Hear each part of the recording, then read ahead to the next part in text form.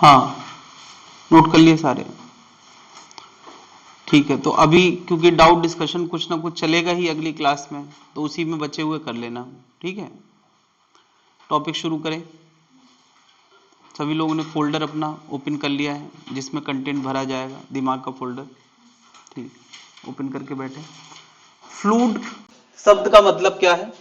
Fluid मतलब that can flow, जो flow कर सके वो फ्लूड है। तो क्या क्या ऐसी चीज है मटेरियल का, कौन कौन सी ऐसी फॉर्म है जो फ्लो कर सकता है?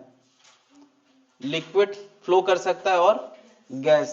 तो फ्लूड का मतलब है that can flow.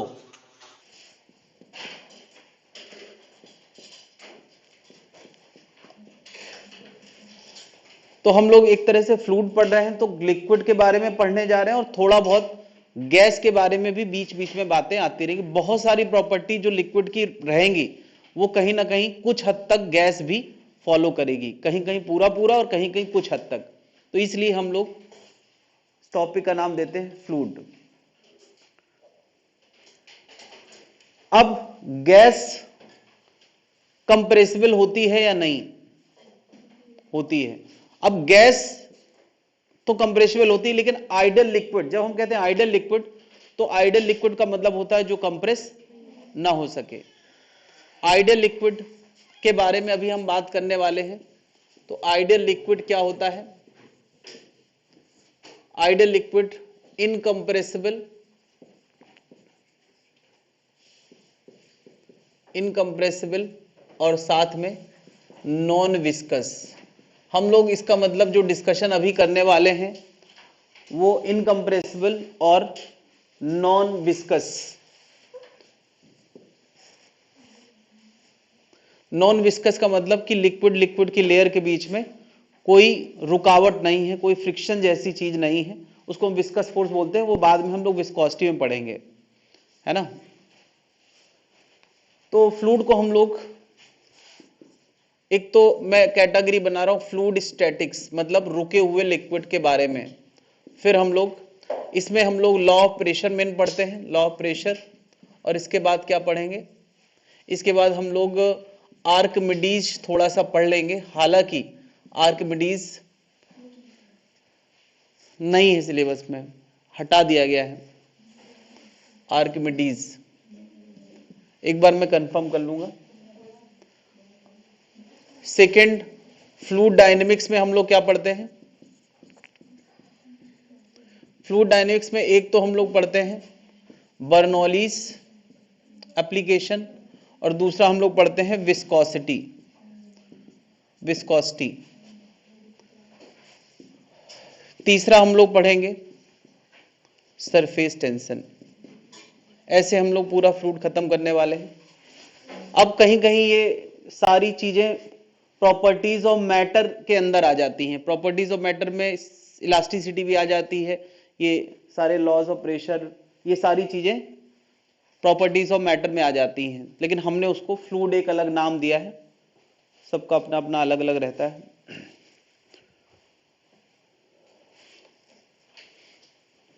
Great timing. Homework नहीं किया था तो उसी हिसाब से प्लान करके आए होगे। हाँ, तुम लोग तो आज कहीं बड़ी डील करके आए हो, क्योंकि केमिस्ट्री वाली क्लास छोड़ दी है तो कोई बड़ी ही कहानी रही होगी। तो बिजनेस फाइनल हो गया क्या? आज इनॉग्रेशन करके आए। हाँ, पैर सही है, ठीक।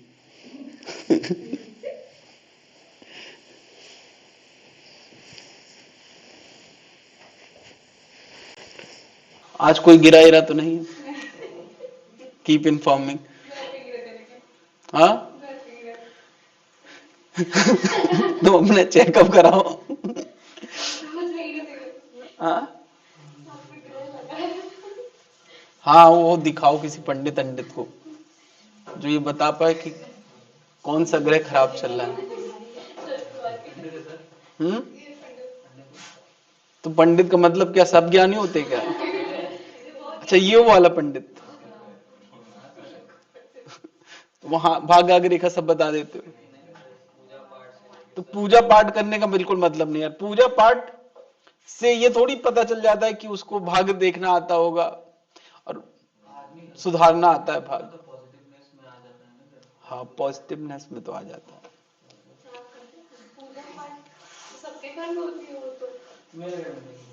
घर में होती है तो घर खुद के करने से होगा ना। अच्छा बताओ, घर पे होती तो हमारे अंदर पॉजिटिविटी क्यों आएगी? जो कर रहा है उसके अंदर आएगी। हाँ, तो मैं ये कह रहा हूं कि उससे जो पूजा पाठ कर रहा है उसके अंदर बदलाव शुरू हो जाते हैं। ऐसा है, मतलब मुझे ऐसा लगता है, क्योंकि मेरे अंदर हुआ नहीं, मैंने कभी की नहीं।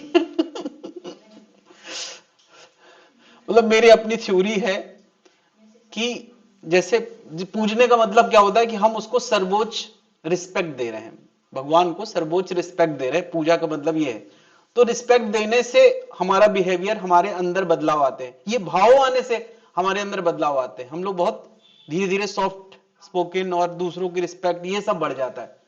मैं इस ऐसे नहीं देखता हूं कि उनको करने से हमें कहीं से डिवाइन कुछ मिलेगा। हम जब कुछ करते हैं तो हमारे अंदर जो चलता है ना, उससे हमारे अंदर बदलाव होते हैं, बदलाव होते हैं। बस में तो वो रिस्पेक्ट देने का एक तरीका। अब किसी को रिस्पेक्ट दे रहे हैं तो उसकी आदतों को अप्रिशिएट करेंगे, अच्छा मानेंगे, तो वो आते धीरे धीरे हमारे अंदर उतरने लगती है। ये है मतलब पूजा का मतलब। तो पूजा करना चाहिए, मैं भी जाता हूँ, मंदिर जाता हूँ, लेकिन इसमें कोई रेगुलरिटी नहीं। घर वाले कहते कहते थक गए कि कभी कभी रामायण पढ़ लिया करो, तो मैं नहीं पढ़ता हूँ। लेकिन वो आदर भाव जो है वो मैं रखता हूँ मन में, बस दैट्स इट।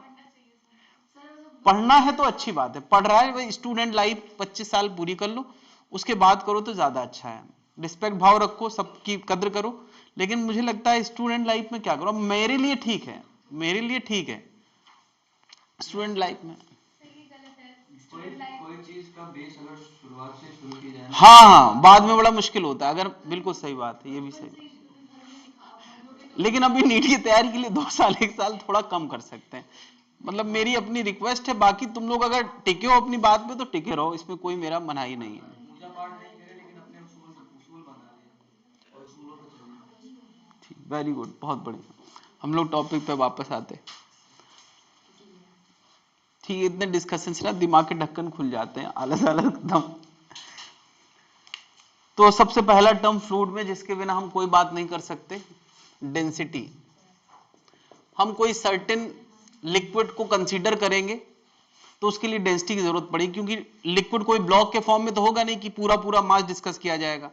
तो हमने एक टर्म डिफाइन किया कि बचपन से पढ़ते आ रहे हैं, मास per unit volume.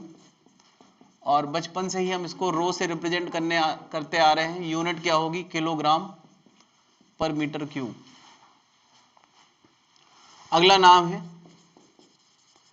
Relative density. दो चीजों का कंपैरिजन,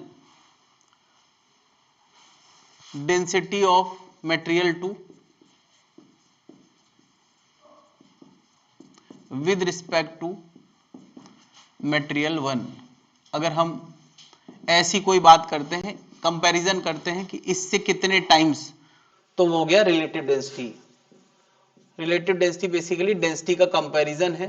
मैं आरडी लिख देता हूं, आरडी से कई बार सिग्मा लिखा रहता है इसका सिंबल। अच्छा, कुछ डेंसिटी जो हमें जानना चाहिए, अक्सर लोगों को पता रहती है। बताओ, अच्छा वाटर की डेंसिटी कितनी होती है यार? 1000 kilogram per metre cube at 4 degree centigrade. ठीक है यार। डेंसिटी ऑफ आइस 0 पॉइंट, कोई बताया? Density of ice 900 kilogram per metre cube, पता है कि नहीं? डेंसिटी ऑफ मरकरी, मरकरी दुनिया का सबसे डेंस लिक्विड है। बताएं जरा इसकी डेंसिटी कितनी होती है? बताओ। 13.6 into 10⁻³ kilogram per metre cube. यानी यार एक, अच्छा कुछ और चीजें हैं। 1 लीटर में कितना मीटर क्यूब होता है? एनीवन? मैं वॉल्यूम की बात कर रहा हूं। 1 लीटर वॉल्यूम मतलब, वॉल्यूम की यूनिट है 1 लीटर, मतलब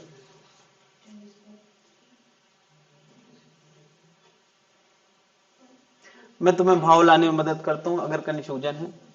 1 लीटर यानी वो दूध का छोटा सा डब्बा 1 लीटर का, और 1 मीटर क्यूब मतलब हमारे छत वाली टंकी। अरे 1 मीटर 1 मीटर 1 मीटर लगभग इतना डायमेंशन होता है हमारी छत वाली टंकी का। तो उस 1 मीटर क्यूब की टंकी में कितना पानी आ जाता है? 1000 लीटर। तो लीटर बड़ा कि मीटर क्यूब बड़ा? मीटर क्यूब बहुत बड़ा, 1000 गुना बड़ा। तो 1 लीटर कितना होगा? 10⁻³ मीटर क्यूब। मुझे लगता है अभी भूल रहे हो अगर तो फिर दिक्कत की बात है। 1 लीटर और 1 मीटर क्यूब, 1 मीटर क्यूब में ऐसे ऐसे 1000 लीटर सामान आ जाएगा। 1 लीटर वही दूध का पैकेट बड़ा वाला, ऐसा ऐसा 1000 लीटर दूध ऊपर छत वाली टंकी में आ जाएगा। वो लगभग 1 metre by 1 metre by 1 metre ऐसी डायमेंशन का होता है अबाउट, क्योंकि रेक्टेंगुलर नहीं होता। तो क्या जनता समझ पा रही है ये बात मैं क्यों बता रहा था?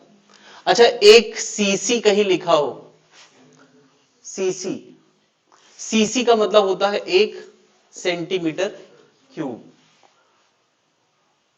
कभी अंग्रेज जब हम पे शासन कर रहे थे तो वो किसी को इंजेक्शन लगाने के लिए नर्स से बोलते होंगे जरा इसको 1 सीसी इंजेक्शन लगा दो। तो बेसिकली वो मात्रा बताते थे कि 1 सेंटीमीटर क्यूब इंजेक्शन इसको लगा दो। तो नर्स जो है कांच की छोटी सी बोतल से, छोटे से कंटेनर से 1 सेंटीमीटर क्यूब निकाल के किसी को लगा देता था। अब इंडियन को क्या समझ में आया कि इस कंटेनर का नाम सीसी है। तो अब चाहे 1 सेंटीमीटर क्यूब का हो, चाहे 10 सेंटीमीटर का, चाहे इतनी बड़ी बोतल क्यों ना हो, उसको हम क्या बोलते हैं? 1 सीसी। वहीं से आया है, मतलब ये सेंटीमीटर क्यूब से ही भाषा बनी है। कितना? तो 1 सेंटीमीटर क्यूब अगर मीटर क्यूब में लिखना हो तो तुम अब ये तो समझ ही सकता है 1 सेंटीमीटर में कितने मीटर? हाँ, अरे 1 मीटर में 100 सेंटीमीटर, तो 1 सेंटीमीटर 1/, तो ये कितना हुआ? 10⁻³ मीटर क्यूब। ओ नहीं, -6। अरे इसकी पावर 3 भी है ना यार, तो -6। ये कुछ बातें जानना है। मैंने अभी एक टर्म डिफाइन किया, रिलेटेड डेंसिटी। तो अगर कोई पूछे related density of ice with respect to water क्या होगा? पता है? Related density of ice with respect to water क्या होगा? हाँ, 0.9।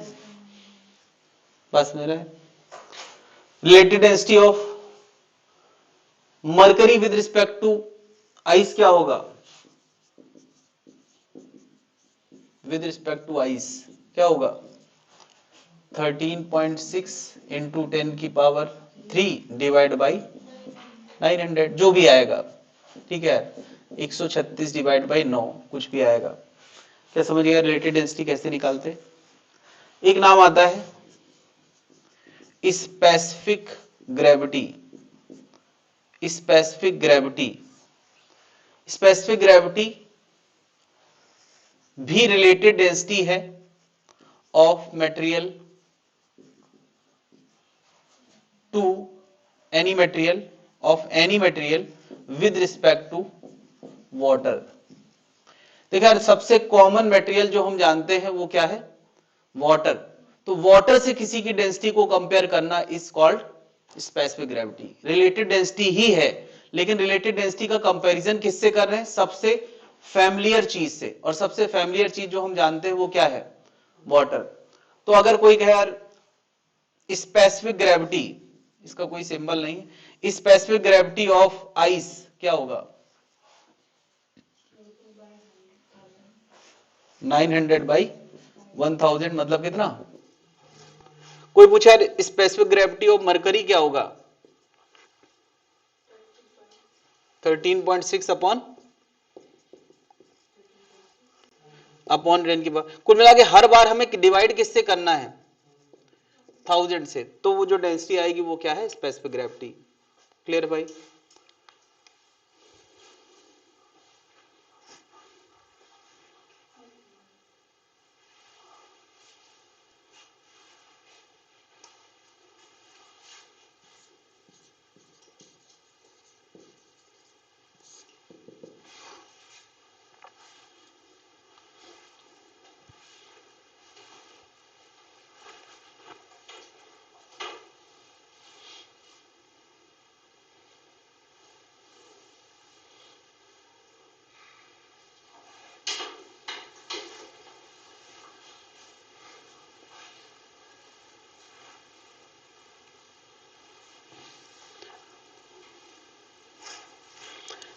आई होप कि सब बातें कभी न कभी गो थ्रू हो चुकी हैं, सामने आ चुकी है, बस मैं एक बार बता देता हूं, कुछ छूटे ना।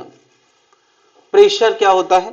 तो प्रेशर होता है थ्रस्ट पर यूनिट एरिया। तो तुरंत एक बात आती है, थ्रस्ट क्या होता है? थ्रस्ट क्या होता है? Thrust scalar sum of force, किसी बॉडी पे लगने वाला स्केलर सम ऑफ फोर्स, और वो भी परपेंडिकुलर। जैसे मैं कह दूं ये कोई बॉडी है, इस पर मैंने ऐसा फोर्स लगाया है, जैसे चलो मैं कह रहा हूं कि ऐसी बॉडी है, मैंने यहां एफ एफ एफ एफ चार तरफ से एफ एफ लगाया है। तो कोई पूछे यार एफ नेट वेक्टर क्या है, तो तुम क्या कहोगे? 0। लेकिन अगर थ्रस्ट पूछे कितना है, तो तुम क्या कहोगे? 4F। चारों तरफ के फोर्स को मिला के स्केलर जोड़ दो, दैट इज कॉल्ड थ्रस्ट। ये थ्रस्ट समझ में आ रहा है?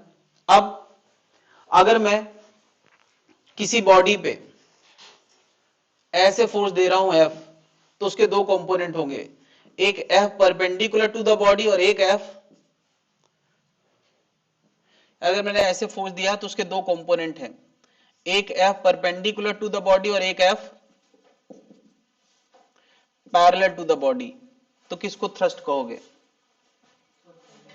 F perpendicular. यानी इस फोर्स की दो प्रोसेस हैं, साइड के अलोंग खिसकाने की और परपेंडिकुलर डायरेक्शन में प्रेस करने की। तो कौन थ्रस्ट है? परपेंडिकुलर वाला। और भी लगे होंगे तो सबका स्केलर सम करना है। बात क्लियर है? तो प्रेशर क्या हो गया? अगर इस ए एरिया में सब जगह से मिला के, टोटल मिला के कुछ एफ परपेंडिकुलर लगा है, सब मिला के एफ परपेंडिकुलर, इन सारे फोर्सेस का जो परपेंडिकुलर कंपोनेंट है वो एफ परपेंडिकुलर हमें पता है, दैट इज थ्रस्ट। तो प्रेशर क्या हो गया? एफ परपेंडिकुलर अपॉन एरिया, ये प्रेशर है।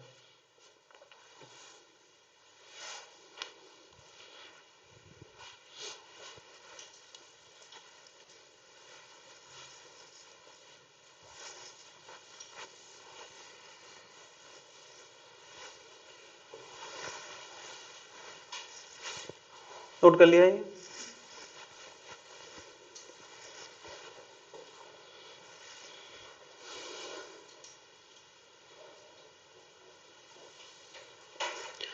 कुछ प्रेशर हमें जान लेना चाहिए जो हमारे आसपास मौजूद है। सबसे पहली बात,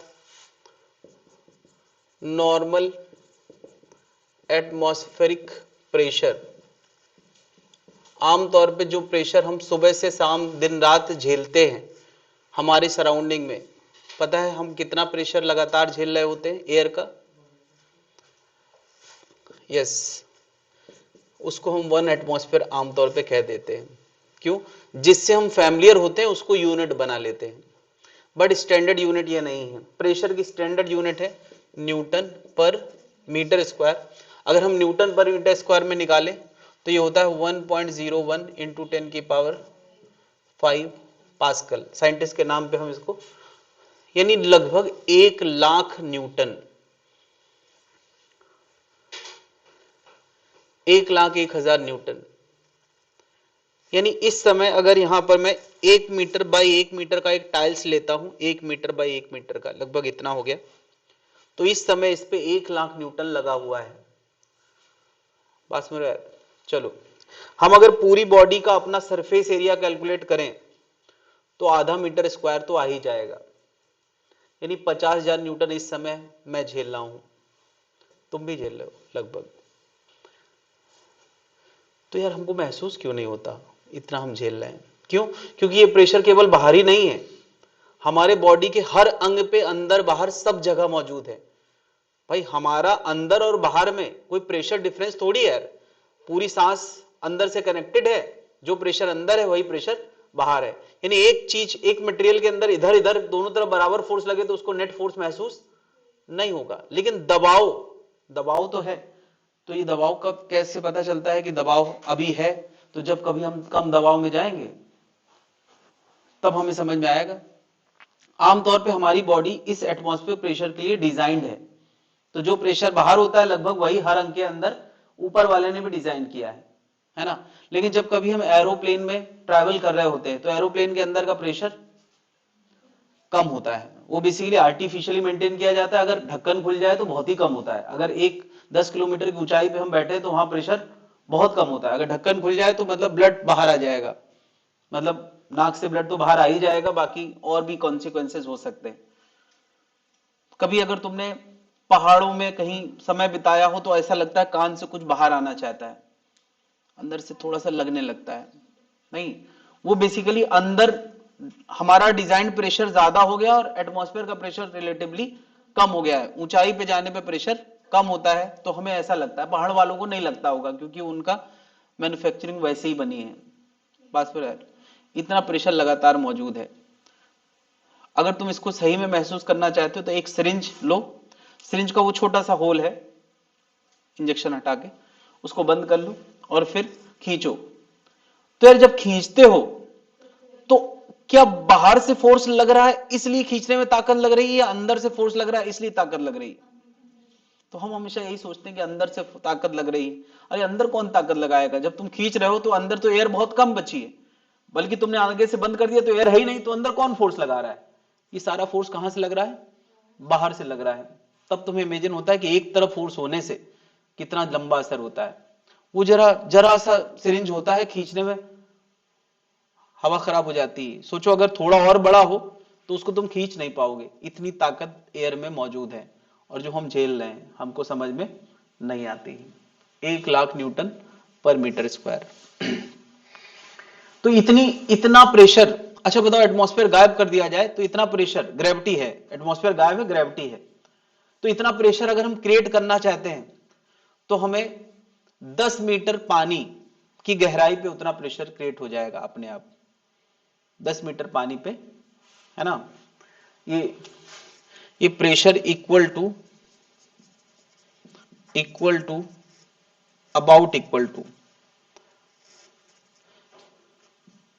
to 10 metre of water column. यानी पानी का कॉलम 10 मीटर ऊंचाई का स्विमिंग पूल है और हम सबसे नीचे चले जाए तो वाटर इतना ही प्रेशर बढ़ा देता है ना, अबाउट इतना। कभी अगर कोई स्विमिंग पूल के अंदर 10 मीटर की गहराई पे गया है तो उसने ये महसूस किया होगा? एनीवन? नहीं गया है? मैं गया हूं। अंदर प्रेशर ज्यादा महसूस होता है। हाँ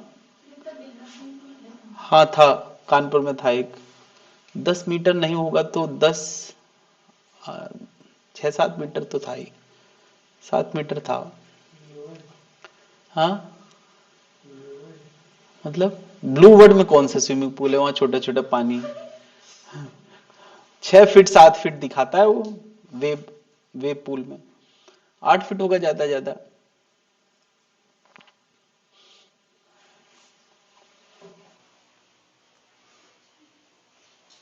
हाँ भाई, नोट कर लिया यार।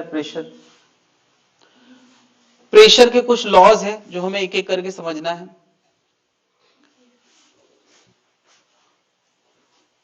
हटा दे भाई।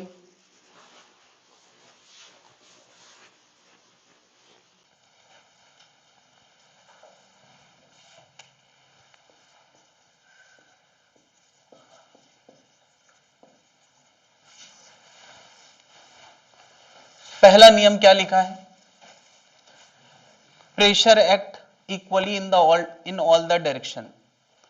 यानी कहीं प्रेशर क्रिएट हुआ है तो वो अपने आसपास भी उतना ही प्रेशर देता है। प्रेशर बेसिकली है क्या? Force per unit area. तो अगर मैं मान लिया कहता हूं कि इस लिक्विड के बड़े से ऊंचाई की वजह से यहां कोई प्रेशर क्रिएट हुआ है इस बूंद पे, ठीक है, तो बूंद में हम एक छोटी सी यूनिट ले लें, उसके यूनिट एरिया में कुछ फोर्स इसको प्रेस कर रहा है, तो अगर बाहर की दुनिया इसको प्रेस कर रही है तो ये बाहर की दुनिया को प्रेस कर रहा होगा। बेसिकली न्यूटन का थर्ड लॉ। मैं इसको 2 एरो से दिखाता हूं। ये चारों तरफ से प्रेशर महसूस कर रहा है, किसने दिया? मैं एक छोटे से बबल की, छोटे से लिक्विड की बात कर रहा हूं, है ना। ये चारों तरफ से देने वाला प्रेशर किसका है? वाटर का। मान लिया यहां सब जगह वाटर भरा हुआ है, तो किसी भी एक छोटे से पोर्शन ऑफ वाटर पे चारों तरफ से फोर्स मिल रहा है कि नहीं? तो फिर क्या ये भी बाहर के दुनिया में फोर्स दे रहा होगा कि नहीं? न्यूटन का थर्ड लॉ क्या है? जितना उसको मिलेगा उतना वो भी देगा। ठीक है, ये बात जनता को समझ में आ रही है? और वो सब डायरेक्शन में बराबर देगा, कोई भेदभाव नहीं करेगा। बात समझ रहा है? अब इससे लोग एक गलत फहमी पाल लेते हैं। मैंने यहां पे एक very small part of liquid लिया है, पार्ट ऑफ लिक्विड लिया है, या ड्रॉप ऑफ लिक्विड लिया है, ड्रॉप ऑफ लिक्विड दिया है। इसका मतलब उसका अपना mg ना के बराबर है, उसका अपना mg ना के बराबर है। अब कोई कहते नहीं सर हम इतना पोर्शन ले लें, तो क्या ये इधर इधर इधर इधर सब जगह बराबर फोर्स लगा रहा होगा? बिल्कुल नहीं। क्यों? क्योंकि अब इसका अपना वेट भी तो हो गया, अभी इसमें वेट इफेक्ट कंसीडर नहीं किया है। लेकिन क्या बताओ, इतना बड़ा अगर ऑब्जेक्ट ले रहे हो, मान लिया मैंने कहा पानी का इतना पोर्शन में कंसीडर कर रहा हूं, तो इसको पानी जो फोर्स दे रहा होगा, जो दे रहा होगा, क्या वो चारों तरफ से बराबर दे रहा होगा? नहीं ना, पानी इसको चारों तरफ से बराबर दे रहा होगा, ना ये पानी को चारों तरफ से बराबर दे रहा होगा। क्यों? क्यों? क्योंकि यार इस पोर्शन में लिक्विड के फोर्सेस के अलावा इसका वेट शामिल है, और वो वेट नीचे वाले पोर्शन को ज्यादा प्रेस कर रहा होगा, ऊपर वाले पोर्शन को कम प्रेस कर रहा होगा। तो नीचे वाले वेक्टर्स बड़े हैं, ऊपर वाले वेक्टर्स कम है। इसलिए मैं ये बात इसके लिए ज्यादा क्लियर कह पा रहा हूं, चारों तरफ बराबर कब होगा? जब उसका अपना मास कंसीडरेबल नहीं होगा। क्या जनता समझ पा रही है ना?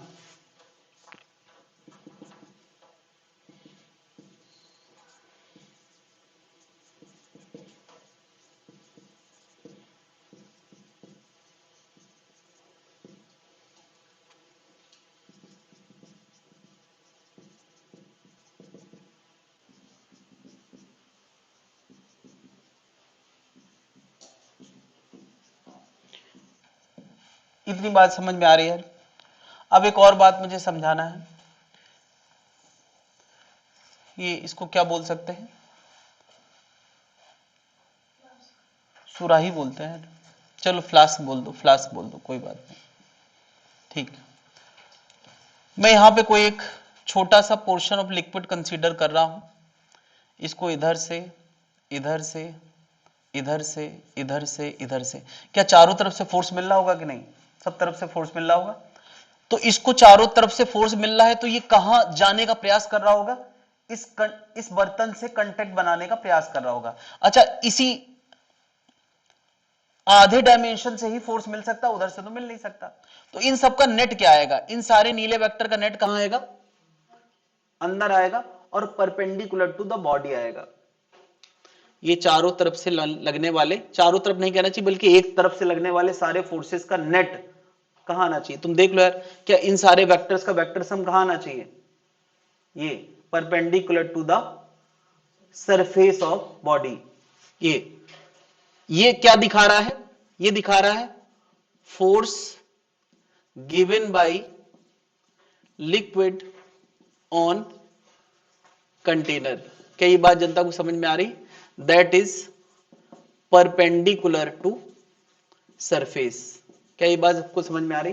तो बता, अगर ये फोर्स लग रहा है तो कंटेनर उधर जाना चाहता है, बट अब कंटेनर एक रिजिड बॉडी है, ऐसे थोड़ी कि उसके कहने से उधर चला जाएगा, खिसक थोड़ी जाएगा।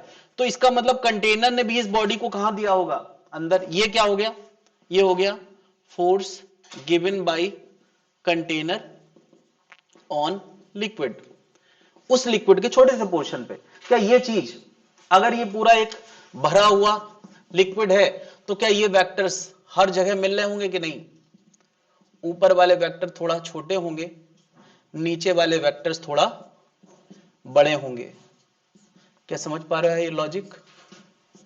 ये सारे नीले वेक्टर क्या डिनोट कर रहे हैं? लिक्विड ने कंटेनर को क्या दिया।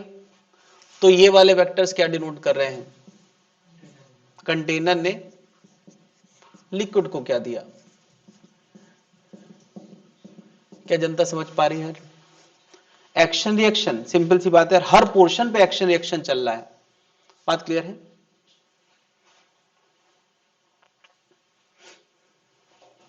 ये सारा कंक्लूजन मैंने कहां से निकाला है? ये कंक्लूजन मैंने एक ही बात से निकाला है, pressure act equally in all the direction for small droplet. ये लिख सकते हैं यार, फॉर स्मॉल ऑब्जेक्ट या massless object pressure act equally in all the direction.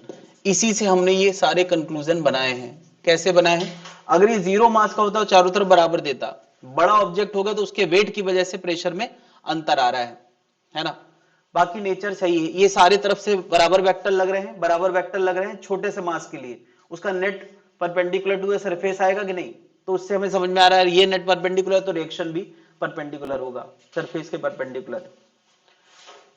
अच्छा, मैं एक कंटेनर ऐसे बना रहा हूं, इसमें भी लिक्विड भरा है, और एक कंटेनर ये सुराही है, ठीक है। ये सारे मैंने क्या दिखाए हैं, ये वेक्टर क्या बता रहे हैं एनीवन? ये वेक्टर क्या बता रहे हैं? अंदर भरे हुए लिक्विड ने कंटेनर को जो फोर्स दिया है, नहीं तो ये वेक्टर क्या बताएंगे? कंटेनर ने लिक्विड को जो दिया है, कंटेनर ने लिक्विड को जो दिया है। बताओ अच्छा, इस समय कंटेनर ने लिक्विड को जो नेट फोर्स दिया है वो कहां दिया है?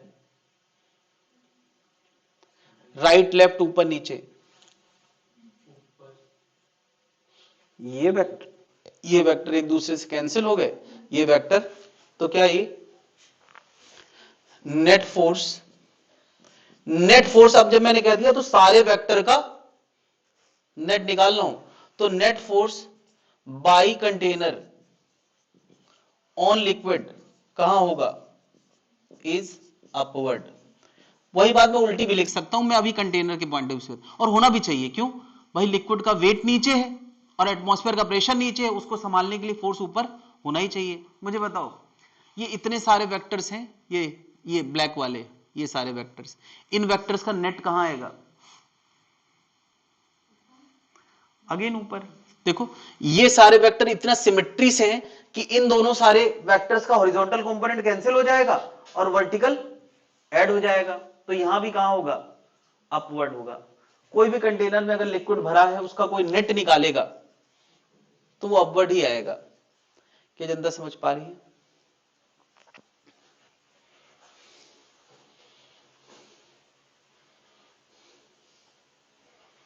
ये बात समझ में आ गई है? मैंने एक डॉट से शुरू करके ये कहानी बताने का प्रयास किया है।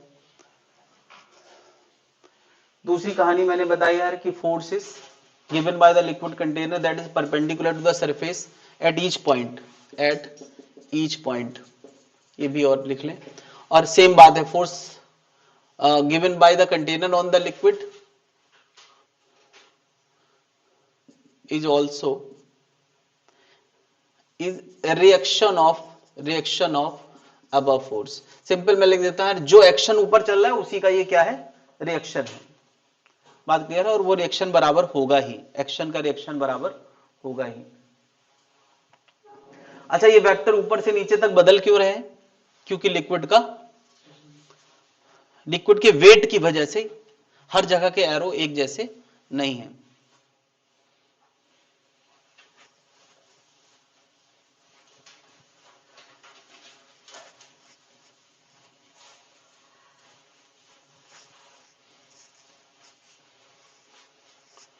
नोट कर लिया भाई लोग?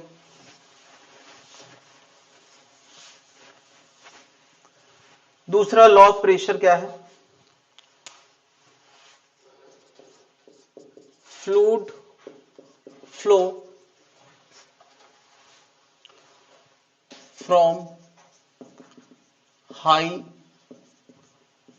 Pressure region to low pressure reason.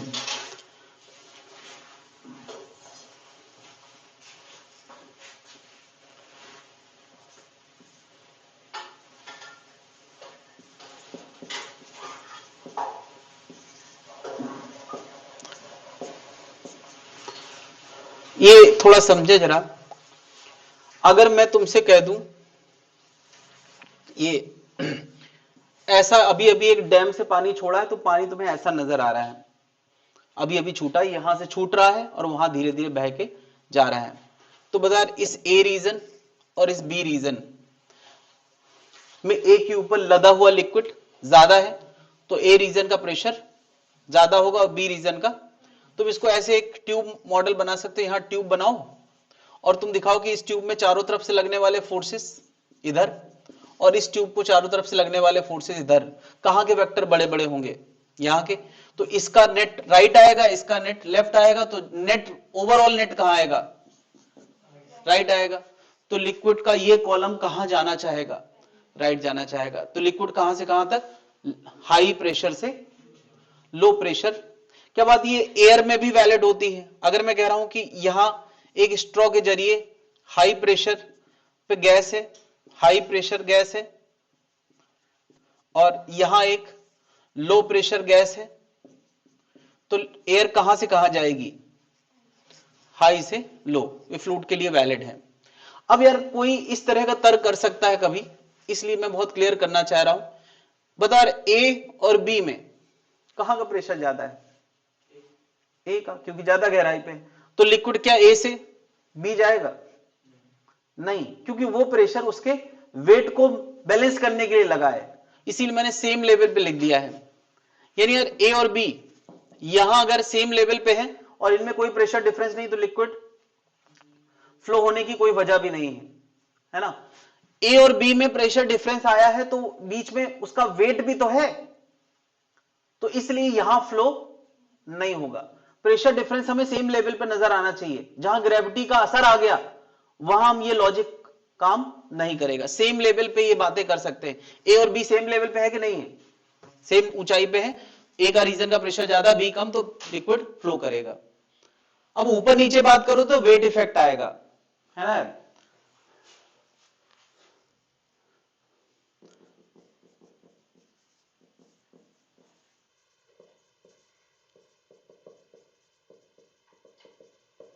अब ऐसा नहीं कह सकता है कि सर ऊपर और नीचे में नीचे का प्रेशर ज्यादा है तो लिक्विड नीचे से ऊपर की तरफ भागेगा, क्योंकि वो प्रेशर वेट की वजह से ज्यादा है।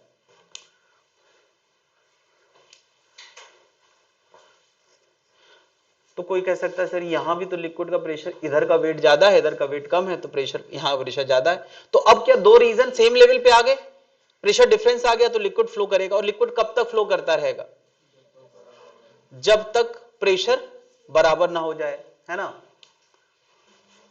It flow until the pressure get equal, pressure get equal, यानी ये तब तक फ्लो होता रहेगा जब तक प्रेशर बराबर ना हो जाए।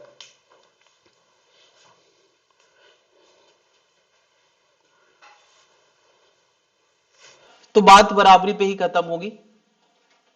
तो इसी से जुड़ा हुआ एक नियम और बन के आता है।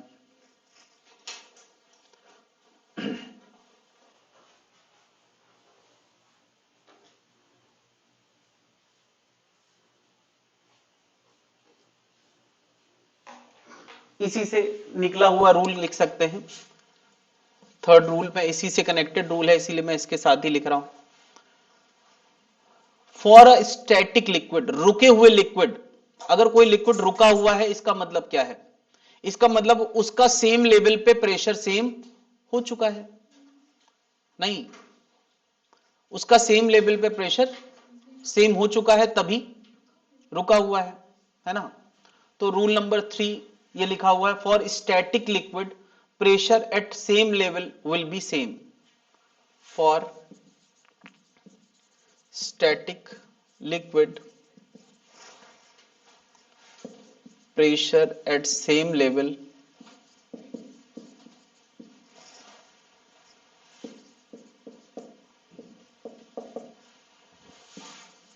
same।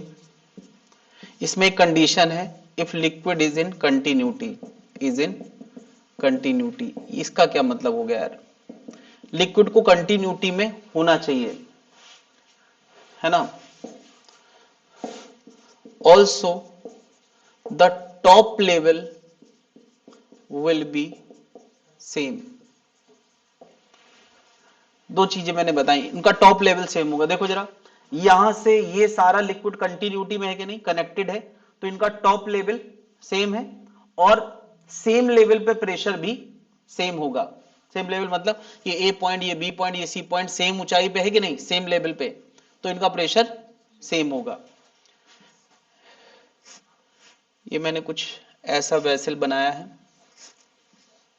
किसी भी शेप का हो, यहां सब जगह लिक्विड भरा हुआ है, तो मैं क्या दिखा रहा हूं कि इनका सेम लेवल पे ये सब जगह लिक्विड भरा हुआ है। तो पहली बात तो इनका टॉप लेवल सेम होगा, ये अगर यहां से कोई एक सीधी लाइन खींचे तो बिल्कुल टॉप लेवल सेम होगा। दूसरी बात, इस ए पर, इस बी पर और इस सी पर पी ए बराबर पी बी बराबर पी सी होगा। इतनी बात समझ में आ रही है? कोई दिक्कत है? अगर मैं कहूं कि ये कंटिन्यूटी वाली बात क्या है,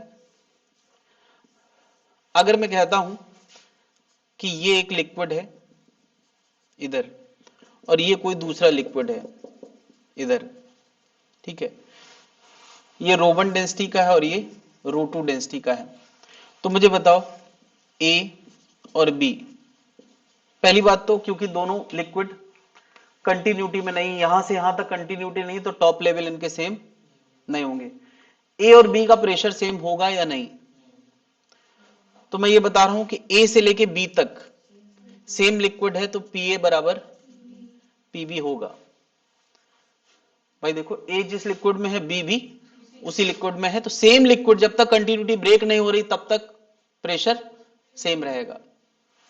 तो कब गड़बड़ हो जाएगा, अगर मैं कहता हूं कि यहां एक लिक्विड है, ठीक है, यहां कोई दूसरा लिक्विड है और यहां से कोई तीसरा लिक्विड आ गया है, तीसरा लिक्विड हो गया है, मुझे बताओ ये ए पॉइंट, ये बी पॉइंट, बताओ क्या अब पी ए बराबर पी बी होगा क्या? नहीं, क्योंकि ए दूसरे लिक्विड में है, ये रो वन डेंसिटी का है, ये रो टू डेंसिटी का है और ये रो थ्री डेंसिटी का है, तो पी ए और पी बी इक्वल होंगे कि नहीं? नहीं होंगे। क्यों? ए और B are not in continuity, यहां से लिक्विड की कंटिन्यूटी ब्रेक हो गई, दो अलग अलग लिक्विड में आ गया है। क्या जनता समझ पा रही है?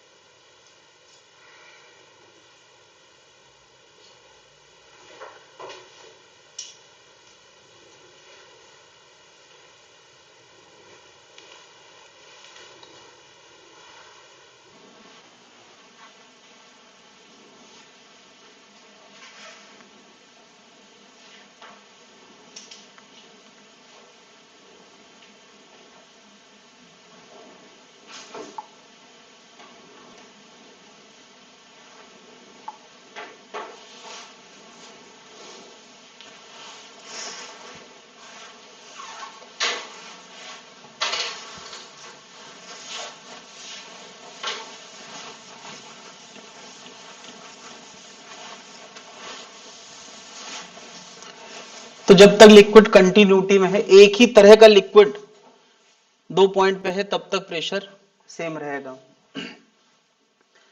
पास्कल्स लॉ क्या है? एक बंद लिक्विड को, कन्फाइंड लिक्विड से मतलब है एक बंद लिक्विड को अगर हम एक एंड से कहीं से प्रेशर बढ़ाते हैं, यहां से प्रेशर बढ़ाते हैं, तो हमें उम्मीद लगती है कि इसके ठीक अंदर इधर इस पॉइंट पे प्रेशर बढ़ेगा कि नहीं, ये तो पक्का बढ़ेगा कि वहीं से दबाव दे रहे हैं, लेकिन यहां अकेले नहीं बढ़ेगा, इधर इधर इधर जितने पॉइंट है सब जगह बराबर बढ़ेगा। अगर यहां कुछ प्रेशर बढ़ा है तो डेल्टा P1 इधर, डेल्टा P2 इधर, डेल्टा P3 हर पॉइंट पे उतना ही प्रेशर बढ़ेगा, जितना पहले से था उतना तो रहेगा ही, जो अभी अभी बढ़ा है वो सब जगह बराबर बढ़ेगा। ये लॉ, पास्कल्स लॉ है कि अगर मैंने कोई प्रेशर एक जगह बढ़ाया है, यहां अभी अभी F का फोर्स लगा के इस पॉइंट पे, ये कुछ A के एरिया में मैंने, A एरिया था, अभी अभी कोई प्रेशर डेल्टा P1 बढ़ाया है, तो क्या पूरे कंटेनर के हर पॉइंट पे, इस 1 पॉइंट पे, 2 पॉइंट पे, 3 पॉइंट पे, हर जगह उतना ही प्रेशर बढ़ेगा। ये पास्कल्स लॉ है, ना सिर्फ इधर, हर जगह बढ़ेगा।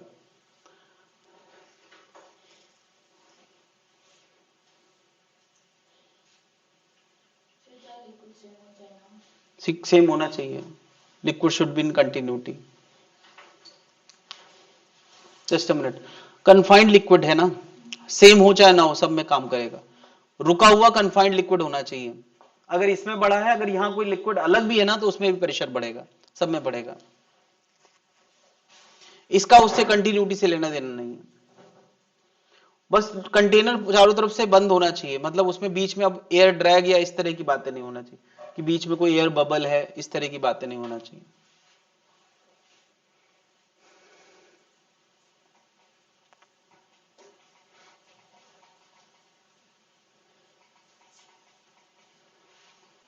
इसका एक बहुत सिंपल एप्लीकेशन है कि एक पतली ट्यूब है और एक बड़ी ओपनिंग वाली ट्यूब है। यहां अगर A1 का एरिया है तो यहां कुछ बहुत बड़ा A2 का एरिया है, मतलब A1 के मुकाबले A2 लगभग 100 गुना बड़ा है, ठीक है। यहां मैंने कुछ इंतजाम कर रखा है फोर्स लगाने का, कुछ F1 का फोर्स लगाने का इंतजाम किया है, तो बता अभी अभी इस 1 पॉइंट पे कितना प्रेशर बढ़ा होगा, क्या डेल्टा P1 जो भी बढ़ा होगा, यहां पूरे में लिक्विड भरा हुआ है, पूरे में, तो डेल्टा P1 और डेल्टा P2 सेम होगा लॉ के हिसाब से। डेल्टा P1 होगा F1 बाई A1 और डेल्टा P2, अगर यहां डेल्टा P2 बढ़ा है और इस पूरे कंटेनर को इस समय F2 का फोर्स इस प्रेशर की वजह से मिल रहा है और एरिया क्या है A2, तो मैं कह सकता हूं F2 बाई A2, क्या 2 पॉइंट का प्रेशर इंक्रीज होगा भाई, 2 पॉइंट पे प्रेशर इंक्रीज हुआ है, तो इसी 2 पॉइंट इधर अगल बगल वाले सब जगह इंक्रीज हुआ होगा, तो उसने कुछ F2 का फोर्स जनरेट किया है A2 एरिया में, तो प्रेशर कितना क्रिएट हुआ होगा F2 बाई, ये दोनों बराबर होगा। मैं यहां से शो कर सकता हूं F2 पता है कितना आने वाला है, A2 by A1 times F1, मतलब अगर A2 A1 से 100 गुना था तो F2 भी F1 से 100 गुना बड़ा होगा, यानी यहां हम हल्का मोटर से फोर्स लगा दें तो यहां एक हाई फोर्स जनरेट हो सकता है। तुमने जितना भी हाइड्रोलिक वर्ड सुना है, हाइड्रोलिक में हर जगह यही मतलब होता है, हाइड्रोलिक लिफ्ट, हाइड्रोलिक मशीन, मतलब उसमें मशीन का इंजन इतना पावरफुल भी नहीं होता है कि वो इतनी बड़ी बड़ी चीजें उठा पाए, मगर फिर भी वो बड़ी चीजें उठा लेता है। उसका लॉजिक क्या है, कम ताकत से ज्यादा ताकत क्रिएट करी जा सकती है यूजिंग फ्लूइड, कम ताकत से ज्यादा ताकत क्रिएट करी जा सकती है। तो ये थोड़ा अविश्वसनीय लगता है कि ऐसा कैसे हो सकता है सर, ताकत जितनी, इसमें लॉजिक क्या है कि ये कंटेनर में जब फोर्स लगाएंगे तो लिक्विड का कंटेनर, ये जो ओपनिंग है ये नीचे से यहां तक दबेगी, तो ये थोड़ा सा उठेगा, मतलब यहां ज्यादा डिस्प्लेसमेंट करते हैं तो F इंटू S1 और वहां F2 इंटू S2, S2 बहुत छोटा होता है, इस वजह से वो फोर्स बहुत गुना बढ़ जाता है ना। तुम वर्कडन के लॉजिक से भी समझ सकते हो यार, जैसे मैं कह दूं यहां कुछ S1 का डिस्प्लेसमेंट हुआ तो F1 S1 का वर्कडन इसने किया, तो वहां कितना वर्कडन मिला F2 S2 का, तो S2 बहुत छोटा होगा, यानी छोटा डिस्प्लेसमेंट करेगा। तो ठीक है यार, हमारी मोटर का बहुत देर तक डिस्प्लेसमेंट कराती रहेगी, क्या दिक्कत है, लेकिन हमें फोर्स ज्यादा मिल जाएगा, यानी वो मशीन स्लो काम करेगी मगर उठा बहुत ज्यादा वजन लेगी। क्या बात समझ रहे, जितने भी ये बड़ी क्रेन रेन ये सब होती है उसमें हाइड्रोलिक होता ही है। और एक चीज जो बहुत समय से चल रही है। जो ब्रेक हमारी गाड़ियों में होता है वो हाइड्रोलिक ब्रेक होता है। हाइड्रोलिक ब्रेक बिल्कुल इसी प्रिंसिपल पे काम करता है। कैसे? ये सोचो यार, ये घूमता हुआ चक्का है। अब इस घूमते हुए चक्के को कोई इंसान ऐसे पकड़ के रोके तो उसका हाथ हाथ सब टूट जाएगा। घूमता हुआ चक्का मतलब कि तुम वो पहिए की जो शाफ्ट है वो सोच सकते हो। अब यहां पे हम पैर से अपने फोर्स लगाते हैं तो लिक्विड को प्रेस करते हैं, यानी हमारा जो ब्रेक है, जो जिसको ब्रेक को हम प्रेस करते हैं वो बेसिकली किसी लिक्विड को प्रेस करता है। और लिक्विड को प्रेस करता है तो दूसरे एंड पे उससे कम से कम 20-30 गुना 40 गुना बड़ी ओपनिंग से वो लिक्विड इस शाफ्ट को जकड़ लेता है। ये ब्रेक शू के जरिए, ये ब्रेक शू है उससे जकड़ लेता है। तो क्या हमने लगाई होगी हल्की फुल्की ताकत, फिर चाहे वो ट्रक का शाफ्ट क्यों ना हो, ये ब्रेक शू उस ट्रक के शाफ्ट को भी रोक सकता है, क्योंकि वो जो ताकत जनरेट हुई है वो कई गुना ज्यादा जनरेट हुई है। तो ये वहां भी काम आता है। कहां? हाइड्रोलिक ब्रेक में। हर हाइड्रोलिक मशीन में ये concept is used in all hydraulic machine. Hydraulic machine जो भी होगी उसमें यह कॉन्सेप्ट जरूर यूज होता है, कम ताकत से ज्यादा ताकत जनरेट करना। और हाइड्रोलिक ब्रेक तो मतलब हर गाड़ी में रिक्वायर्ड है ही है। अच्छा, अब पावर ब्रेक आने लगी है, तो अब देखा जाए तो हम जो ताकत लगा रहे हैं वो भी नहीं लगाना पड़ती। कायदे से पहले जो ट्रक वाले ताकत लगाते थे तो वो एक्चुअली फ्लूइड के ही भरोसे होते थे कि फ्लूइड मल्टीप्लाई ताकत करेगा, लेकिन अब हमें उतनी भी ताकत नहीं लगाना, हम बस सिग्नल देते हैं तो अपने आप उसकी मोटराइज ताकत भी यूज हो जाती है, तो हमें अब और कम ताकत लगाना पड़ती है। अब के ब्रेक में हमारी ताकत को और रिड्यूस कर दिया गया यूजिंग बैटरी या उसके पावर से, तो वो पावर ब्रेक होता है। पावर ब्रेक हम नहीं पढ़ रहे हैं, हम नॉर्मल ब्रेक। मुझे लगता है कि अभी कार में पावर ब्रेक बहुत समय से आना शुरू हो गया, ट्रक में तो अभी आना शुरू हुआ है। ट्रक में वही जमाने की टेक्नोलॉजी चलती रही बहुत समय तक। पावर ब्रेक का मतलब होता है पावर यूज करके अब इंसान की ताकत नहीं बल्कि मोटराइज ताकत उसको पावर दे रही है। शुरू में वो अनसेफ माना था, पता चले धोखा दे जाए तो इसमें हो जाता है कई बार। जैसे गाड़ी का इंजन ऑफ हो जाता है, फिर तुम जब तब ताकत लगाते हो ना तो बहुत ज्यादा ताकत लगती है। इंजन अगर ऑफ है तो पता चले वो ब्रेक तुम्हारा लग ही नहीं रहा, ढाल हाल में खड़े हो तो ब्रेक लगेगा नहीं तुम्हें, फिर उस समय हैंड ब्रेक काम आता है। अच्छा, मेरी गाड़ी में तो हैंड ब्रेक भी पावर्ड है, और समस्या यार, यानी अगर ऐसी कोई सिचुएशन में फंस जाए तो हैंड ब्रेक भी काम नहीं करेगा। नहीं भाई, हैंड ब्रेक पावर्ड है, मतलब कि पावर ऑन है तो हैंड ब्रेक नहीं, तो ऑफ में भी लग जाता है, बस डिस्प्ले ऑन होना चाहिए। नहीं, वो हैंड ब्रेक दोनों केस में चल जाता है। मैंने लगाने के बाद भी वो मतलब एक्सीलरेट करती है, आगे बढ़ती है। जैसे इंजन चालू होगा हैंड ब्रेक अपने आप हट जाता है, मुझे हटाना नहीं पड़ा आज तक। और इस चक्कर में मैंने दूसरे लोगों की गाड़ी हैंड ब्रेक के साथ ही चला दी, क्योंकि मेरी आदत खराब हो गई। हटा दे भाई, हटा दे भाई, नोट कर लिया है।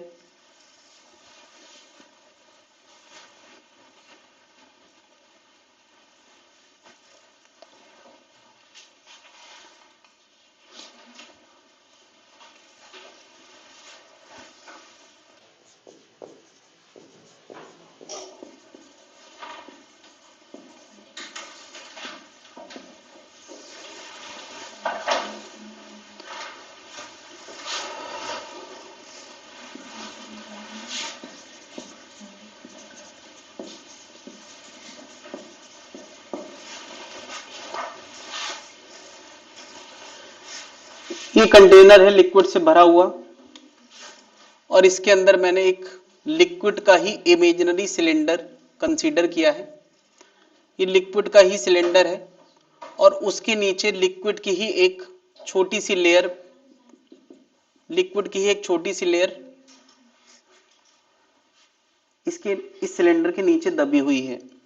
मैं उस लेयर का प्रेशर निकालना चाहता हूं। ये जो बड़ा सा एच हाइट का लिक्विड सिलेंडर है, ये पूरा लिक्विड है यार। लिक्विड के ही अंदर मैंने एक लिक्विड का सिलेंडर कंसीडर किया है, वो दिख रहा है तुम्हें? लिक्विड के अंदर लिक्विड का सिलेंडर कंसीडर किया है, और मैं कह रहा हूं कि लिक्विड के वेट ने इस लेयर को कुछ एक्स्ट्रा दबाव बना रखा है जितना ये खुद झेल रहा होगा। क्या बताओ, ये भी तो झेल रहा होगा। ये दबाव पता है कहां से झेल रहा है? एटमॉस्फेयर से। तो ये जितना दबाव झेल रहा है टॉप पे, क्या नीचे वाली लेयर भी उतना ही दबाव झेल रही होगी? उससे ज्यादा। लॉजिक, इस सिलेंडर का वेट भी उसको प्रेस कर रहा होगा।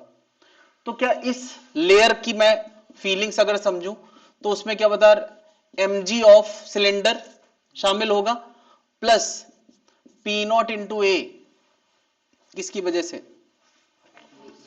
अगर इसका ए एरिया है, बता एटमॉस्फेयर प्रेशर मान लिया पी नॉट है, तो प्रेशर का मतलब होता है पर यूनिट एरिया पे कितना फोर्स लगा रहा है। तो ए एरिया में कितना फोर्स लगाएगा? पी नॉट ए। और उसके अलावा क्या मिल गया? mg। तो इतना फोर्स ये लेयर को मिल रहा है। तो यार फोर्स मिल रहा है तो नीचे क्यों नहीं चली जाती? अरे नीचे भी तो लिक्विड है, अगर ऊपर से फोर्स मिल रहा होगा तो नीचे से भी उतना फोर्स मिल रहा होगा, तभी वो लेयर वहां मेंटेन होगी। अब ऐसा थोड़ी है हम जमीन पे खड़े हैं, mg लग रहा है तो कि हम जमीन के अंदर घुस जाएंगे। हमें उसको उसके एवज में नीचे से भी तो सपोर्ट मिल रहा है, फोर्स मिल रहा है। तो क्या यार इसको mg प्लस पी नॉट ए का फोर्स मिल रहा है और नीचे से भी मिल रहा है। और नीचे से जो नीचे के लिक्विड के ऊपर टिकी है ना ये लेयर, उसने फोर्स दिया। जैसे मैं कहूं मुझे mg मिल रहा है ग्रेविटी की वजह से, तो मैं रुका कैसे हूं? क्योंकि मुझे उसके खिलाफ नॉर्मल एक्शन मिल रहा है। उसी तरह का तो मेरे ऊपर अगर देखा जाए तो ग्रेविटी ने mg लगा रखा है और नीचे से क्या लग रहा है? नॉर्मल। अगर मैं इन दोनों का थ्रस्ट कैलकुलेट करूं तो 2mg लगा है नहीं। चलो अब मैं कहूं इस लेयर को कितना प्रेशर मिल रहा है, तो तुम क्या कहोगे? एक तरफ का फोर्स डिवाइड बाय एक तरफ का एरिया। तो कहोगे नहीं सर थ्रस्ट तो इधर इधर दोनों से लगा है, तो दोनों तरफ का force divide by double of area कर लो, तो आंसर बदल जाएगा क्या? क्या ये एफ इन दोनों के बराबरी तो होगा? आखिरकार लेयर रुकी है तो जितना ऊपर से लग रहा है उतना। तो यार प्रेशर निकालने के लिए हम एक तरफ का फोर्स डिवाइड बाय एक तरफ का एरिया ले लें या दोनों तरफ का फोर्स डबल एरिया लेते हैं, तो आंसर अलग थोड़ी आएगा। तो मैं इसको क्या लिख रहा हूं? एफ परपेंडिकुलर बाय एरिया, और एफ की जगह क्या? mg plus P naught A divide by area.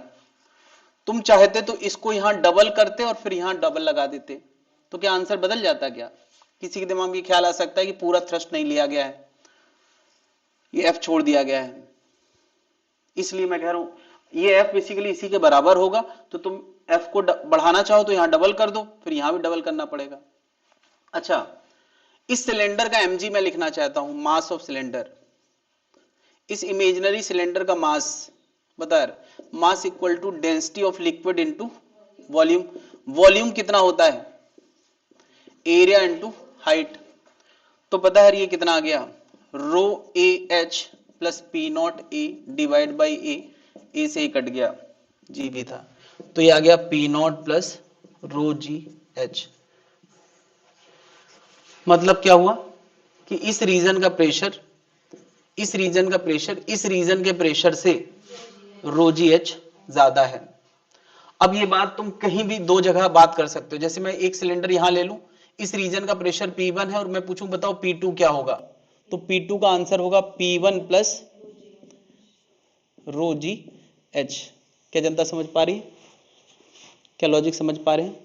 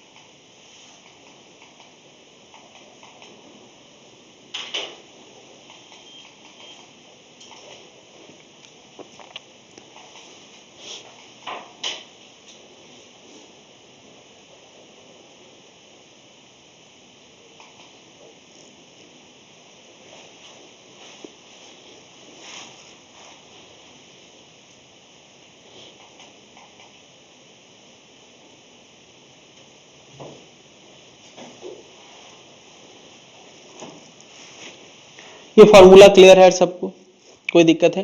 कुल मिला के यार अगर मैं यहाँ और भी लेयर्स बना दूं ये और सब लेयर से पूछूं कि तुम्हारा क्या हाल है, तो सबसे नीचे वाली लेयर कहेगी हम बहुत दुखी हैं, हम पे इतना प्रेशर है। ऊपर वाली लेयर थोड़ा कम दुखी होगी, क्यों? क्योंकि उसके ऊपर लदा हुआ लिक्विड कॉलम कम है। ऊपर वाली लेयर थोड़ा और रिलैक्स होगी, सबसे ऊपर वाली थोड़ा, जैसे जैसे हम ज्यादा गहराई वाली लेयर से उसका दुख जानने जाएंगे तो वो और ज्यादा दहाड़ मार के रोएगी। ठीक है, क्यों? क्योंकि वो ज्यादा प्रेशर पे, जितना ज्यादा गहराई उतना ज्यादा प्रेशर। ये बहुत बड़ा आध्यात्मिक स्टेटमेंट है, जितना ज्यादा गहराई उतना ज्यादा प्रेशर। सबको फ्लूट का असाइनमेंट मिल गया है?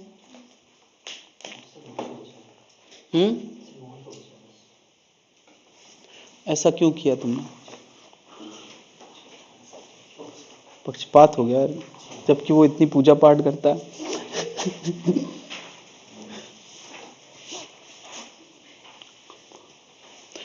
फल कहाँ है पूजा पाठ का? फल ही निकाल लिया।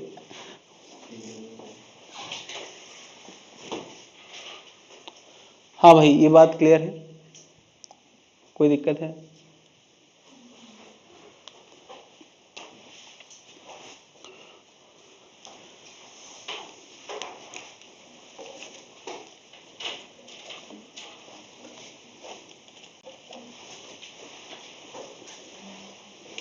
तो यार हम लोग कॉलम प्रेशर के कुछ एप्लीकेशन कर रहे हैं, पुरानी चीजों को मिक्स करके।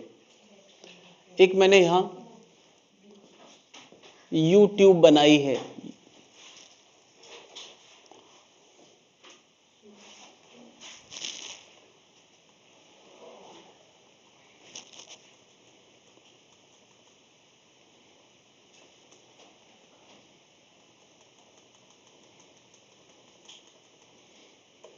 इधर आने से पहले कुछ और एग्जाम्पल थे, इसमें गायब हैं, मुझे याद आ रहे हैं। एक कंटेनर ऐसा है, एक कंटेनर ऐसा है, और एक कंटेनर ऐसा है। 3 कंटेनर है, तीनों में सेम लेवल तक लिक्विड भरा है।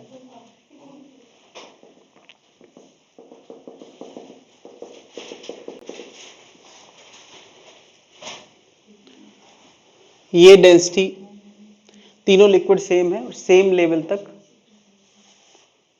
लेवल तक प्रेशर है।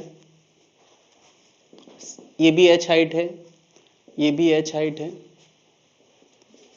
ये भी एच हाइट है। मुझे लगता है ये आगे कर दिया गया क्या? यस, ये आगे है। ठीक है, अभी क्रम से चलेंगे, इसको रहने देते हैं।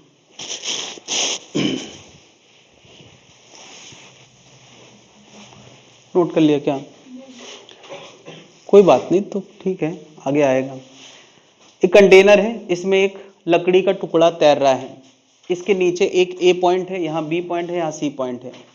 तो मेरा क्वेश्चन है कि इनके प्रेशर में क्या रिलेशन होगा? ऑप्शन में दे रहा हूं, ये लकड़ी का टुकड़ा तैर रहा है, यहाँ एक ए पॉइंट है, यहाँ एक बी, यहाँ एक सी। मैं ऑप्शन दे रहा हूं, P A is less than P B बराबर पी सी, ए ऑप्शन है। बी ऑप्शन है P A is less than is equal to P B equal to P C. C option है P A is greater than P B equal to P C. और D option है none of these.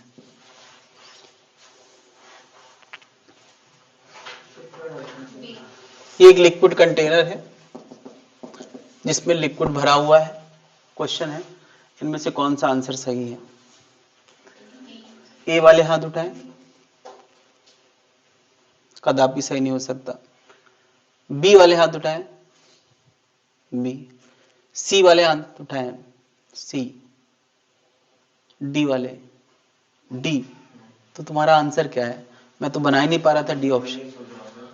अभी आपने बोला कि sir अगर pressure लगे हर point पे सेम रहेगा प्रेशर ना, मतलब अगर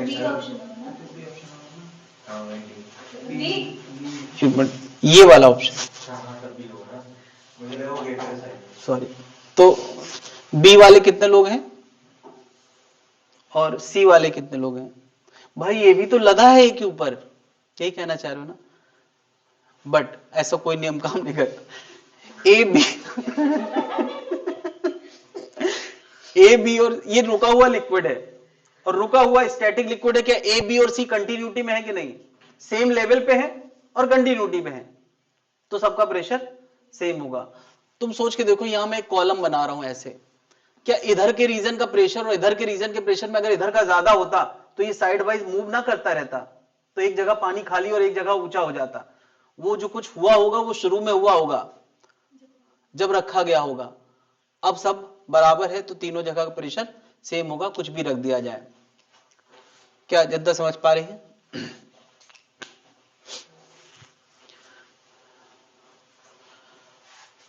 ये एक साइफन ट्यूब लगी हुई है, साइफन ट्यूब, और साइफन ट्यूब के जरिए अंदर अंदर पूरे में लिक्विड भरा हुआ है। अगर इस ट्यूब में लिक्विड भरा हुआ है तो क्या तुम्हें पता है कि अगर इस पूरी ट्यूब में लिक्विड भर दिया जाए तो यहां से यहां लिक्विड कंटिन्यूटी में आ जाएगा, कंटिन्यूटी में, लेकिन वो लिक्विड फ्लो करता हुआ होगा। क्यों? तुमने कभी साइफन ट्यूब वाला एप्लीकेशन घर में किया? कूलर का ऊंचाई पर रखे हुए पानी को शटर के जरिए नीचे गिराया? नहीं, किसी ने नहीं किया। अरे एक ट्यूब लो, उसको नल से पानी से भर लो और एक किनारे को कूलर की टंकी में गिराओ और एक किनारे को जमीन में गिरा दो, ऐसे। फिर तो क्योंकि पूरे में पानी भरा है तो पानी गिरना शुरू हो जाएगा और गिरेगा तो वहां से खींचना भी शुरू कर देगा और वो प्रोसेस चलता रहेगा। बस शटर का ये वाला एंड और वो वाला एंड में वो वाला नीचे होना चाहिए, तो तब तक पानी फ्लो होने लगता है। उसको साइफन प्रोसेस बोलते हैं। तो यहां भी एक ऊंचाई पे एक नीचाई पे है, तो इसमें अगर पूरे में पानी भर दिया जाए एक बार तो वो साइफन प्रोसेस शुरू होने लगेगा।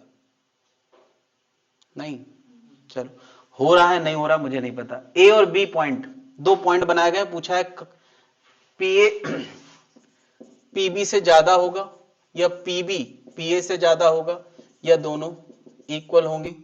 ये किसी रूम पे लैब में ऐसे रख दिया गया है, ट्यूब इन दोनों के बीच में डाल दी गई है। पता नहीं मुझे कि साइफन चालू है या नहीं है। क्वेश्चन है यार, ए और बी में ये बी पॉइंट है या डी नन, क्योंकि नन तो कुछ लोग बता ही देते हैं कुछ भी समझ के।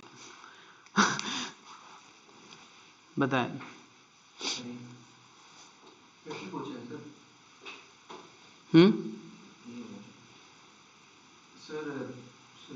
बी का प्रेशर ज्यादा होगा।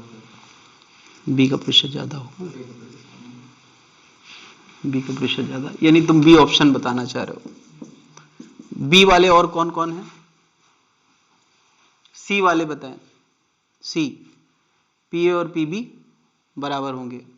ए वाले, ए पीए ज्यादा होगा, पीबी। लॉजिक क्या है तुम्हारा? सर अगर फ्लो कर रहा है ए से बी में ए से बी में हम ट्यूब के अंदर नहीं ए और बी बनाए हैं। अगर यहां कोई ए बनाता, यहां बी बनाता, एक ही लेवल पे, तो मैं कहता ए का प्रेशर ज्यादा होगा, बी का कम होगा। अगर एक ही लेवल पे बनाता तो यहां एक ही लेवल कहा ही नहीं गया है भाई, ए और बी अलग अलग लेवल पे है ना, तो वो लॉजिक तो नहीं काम करेगा। एक ही लेवल पे हम प्रेशर डिफरेंस देखते हैं ना, तो ए और बी कहां सेम लेवल पे हैं? हाँ, बी किसने बताया लॉजिक? वो नीचे है, वो ऊपर है। हाँ, नीचे तो क्या है, पानी ज्यादा है तो ऊपर से नीचे आ रहा है, तो बी का वॉल्यूम, तो वो जो आ रहा है वो बी के ऊपर लद रहा है क्या? नहीं लद रहा। अच्छा, जब मैं कहता हूं यार कि ए और बी और सी का प्रेशर सेम है, सेम लेवल पे, या गहराई वाले का प्रेशर ज्यादा होता है, जब मैं कहता हूं तो क्या वो लिक्विड रुका हुआ होता है या फ्लो करता हुआ होता है? वो सब रुके हुए लिक्विड के रूल थे। जैसे मैं कह रहा हूं यार इधर का प्रेशर इधर से ज्यादा है तो ये लिक्विड रुका है, फ्लो नहीं कर रहा है, पहली बात। दूसरी बात, अगर ये ट्यूब में कनेक्शन ही नहीं है तो दोनों लिक्विड कंटिन्यूटी में भी नहीं है। और अगर फ्लो कर रहा है, अगर मान लिया इसके अंदर फ्लो चल रहा है, साइफन चल रहा है, तो इसका मतलब कंटिन्यूटी में तो है मगर रुके नहीं, तो इसलिए वो दोनों रूल काम नहीं करेंगे। अब एक सिंपल सा रूल है, बताओ ए एटमॉस्फेयर को एक्सपोज्ड है और बी भी एटमॉस्फेयर को एक्सपोज्ड है, तो इस पर प्रेशर डालने वाला है कौन? एटमॉस्फेयर। भाई ए भी एटमॉस्फेयर पे खुला है और बी भी एटमॉस्फेयर पे खुला है, तो ए पे भी एटमॉस्फेयर प्रेशर होगा और बी पे भी एटमॉस्फेयर प्रेशर होगा। ए और बी का प्रेशर क्या होगा? सेम होगा। बात क्लियर है? ये कुछ इल्यूजन वाली चीजें हैं, ये क्वेश्चन इल्यूजन देते हैं, इसलिए मैं यहां पे कवर करना चाह रहा हूं। ये बस डायग्राम बनाओ और आंसर लिख दो ताकि तुम्हें पता रहे कि यही क्वेश्चन आ जाए तो तुम्हें पता रहे। ये बहुत फेमस क्वेश्चन है इसलिए इनसे बच नहीं सकते। सीधे तुम आंसर लिखो, जरूरी नहीं तुम ऑप्शन बना के टिक करो, भाई तुम्हें थोड़ी किसी को क्लास समझाना है। हाँ, अगर किसी ने सोच रखा है आगे चल के फिजिक्स की क्लास पढ़ाना है तो मेरे नोट्स बहुत काम आएंगे। मेरा एक स्टूडेंट 8 साल 9 साल का एक्सपीरियंस हो चुका है पढ़ाते पढ़ाते, जो मुझसे सबसे पहले पढ़ा था 2007 में। वो बच्चा बीटेक करके, आईटी से बीटेक करके फिर जाके पता नहीं उसको क्या सूझा, कोचिंग ज्वाइन किया, आकाश पढ़ाया, फिर फिटजी पढ़ाया। हाँ सर हमारे केमिस्ट्री वाले टीचर भी एनआईटी से आके पढ़ा रहे हैं। हाँ, तो वही मैं बता रहा था। हाँ,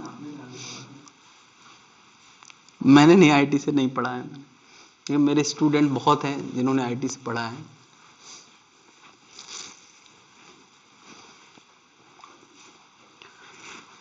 तभी तो मेरे से ज्यादा चल नहीं पा रहा है। हाँ होता है, एक्सपीरियंस से होता है, एक्सपीरियंस से होता है। मैं ज्वाइन ही नहीं कर रहा हूं तो कोई क्या करेगा। हाँ, डिमांड तो है, बस घर में नहीं, बाकी सब जगह। हाँ भाई, ये क्लियर है?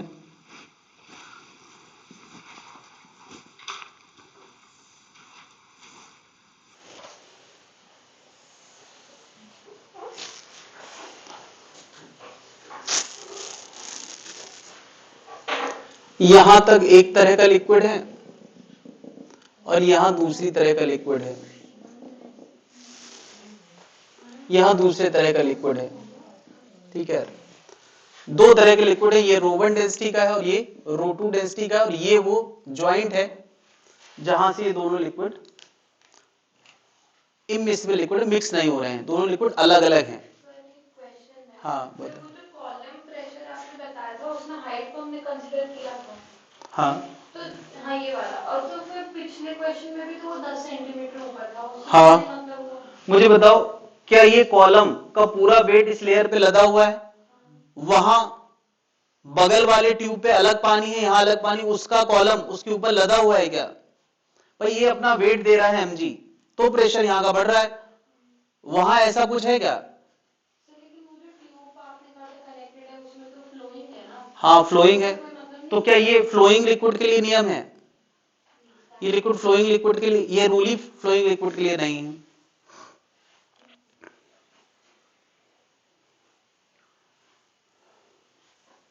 अच्छा, मैं उस ट्यूब में अगर मैं कह दूं कि फ्लो होने दो, रुकने तक क्या होगा? रुकने तक ये पूरी ट्यूब ऊपर वाला कंटेनर खाली हो जाएगा और सारा लिक्विड कहां चला जाएगा? नीचे चला जाएगा। इसका मतलब अभी स्टैटिक स्थिति आई नहीं है, तो उसमें लॉ ऑफ प्रेशर कोई लग ही नहीं पाएगा। ये जितने लॉ अभी पढ़े हैं वो सब स्टैटिक लिक्विड के पढ़े हैं। ए एक पॉइंट है, बी एक पॉइंट है और ए भी। अच्छा बताओ, सी एक पॉइंट है, डी एक पॉइंट है, दोनों सेम लेवल पे हैं। पीसी और पीडी सेम कर सकते हैं या नहीं? नहीं, क्योंकि लिक्विड कंटिन्यूटी में नहीं है। सी अलग लिक्विड का पॉइंट है और डी अलग लिक्विड का पॉइंट है। ये बताओ, ए और बी का प्रेशर सेम कर सकते हैं कि नहीं? या देखो, ए और बी सेम लेवल पे हैं और सेम लेवल पे हैं तो पी और पी भी सेम कर सकते हैं नहीं? अब क्या ए के ऊपर एक लिक्विड लदा हुआ है किसी h1 ऊंचाई तक, तो क्या ए के प्रेशर के लिए कॉलम कॉन्सेप्ट लगा सकते हैं? बिल्कुल लगा सकते हैं। ए का प्रेशर होगा P0 प्लस ρ1g h1, लिख सकते हैं कि नहीं? इसके ऊपर इतना कॉलम लदा है, वो प्रेशर क्रिएट कर रहा है। अच्छा, बी के ऊपर जो कॉलम लदा है वो रो2 लिक्विड का लदा है, यहां कॉलम प्रेशर लगा सकते हैं कि नहीं? बिल्कुल लगा सकते हैं। यहां का प्रेशर क्रिएट करने वाला क्या है? रो2 लिक्विड, तो ρ2g h2 लगा सकते हैं। अब ये भी एटमॉस्फेयर को एक्सपोज था, ये भी एटमॉस्फेयर, पी नॉट कैंसिल हो गया, फिर अगली लाइन में जी जी कैंसिल हो जाएगा, तो ρ1H1 बराबर क्या आएगा, ρ2H2। डायग्राम देख के बता सकते हो कौन से लिक्विड की डेंसिटी ज्यादा है? क्या बताओ, रो और एच का प्रोडक्ट कांस्टेंट है? नहीं, रो और एच का प्रोडक्ट फिक्स है भाई। जो रो और एच का प्रोडक्ट इधर है वही रो और एच का प्रोडक्ट इधर है। इसका मतलब क्या, रो एच के साथ इनवर्स रिलेशन पे है, तो जिसका एच, एक मिनट, जिसका एच कम होगा उसका रो ज्यादा होगा। तो कौन सही है, रो2 सही है, रो2 ज्यादा होगा। अरे जिसका एच कम होगा, ऐसे सोचो कि दोनों का प्रोडक्ट सेम है, तो जिसका एच कम होगा उसका रो ज्यादा होगा। क्या ये बात देख के बता सकते हैं डायग्राम में?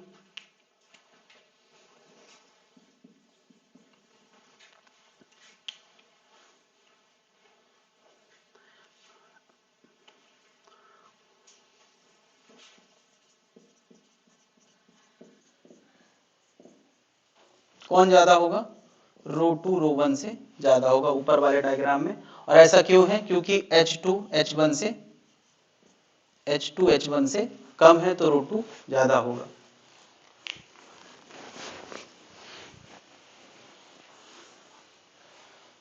ये हेडिंग डाल सकते हैं यूट्यूब, मगर यूट्यूब बोलते ही आजकल सबके जमान यूट्यूब आता है, ये सही माने में यूट्यूब है।